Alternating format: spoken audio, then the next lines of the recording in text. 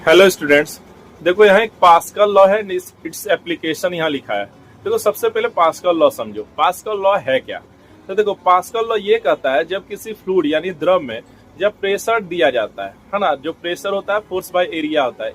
It means pressure आप समझने जाओ तो एक फोर्स ही होता है। जब आप उस पर प्रेशर डालते हो किसी फ्लूइड में तो वो क्या होता है, इनकम्प्रेसिबल नेचर का होता है। मतलब ये चारों तरफ इक्वली फैल जाता है उस पूरे फ्लूइड में ही।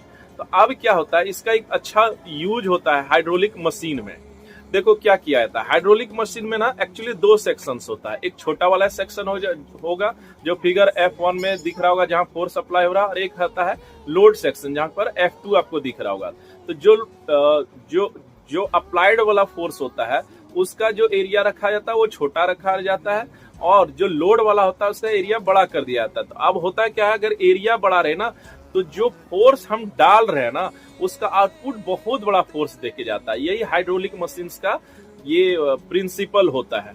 अब देखो इसका एप्लीकेशन आप देखने जाओगे तो हाइड्रोलिक ब्रेक में इसका यूज होता है, हाइड्रोलिक प्रेस में यूज होता है, इन सब जगहों पर इसका यूज होता है। तो ऐसे ही हाइड्रोलिक मशीन काम करता है कि एक छोटा section area, cross sectional area रहता है और लोड वाले सेक्शन का बड़ा कर दिया जाता है। तो बड़ा करने से आउटपुट का फोर्स क्या होता है, बड़ा हो जाता है। अगर हम छोटा सा फोर्स अप्लाई करते हैं तो भी। उम्मीद करते हैं आपको यह समझ आया होगा। Thank you.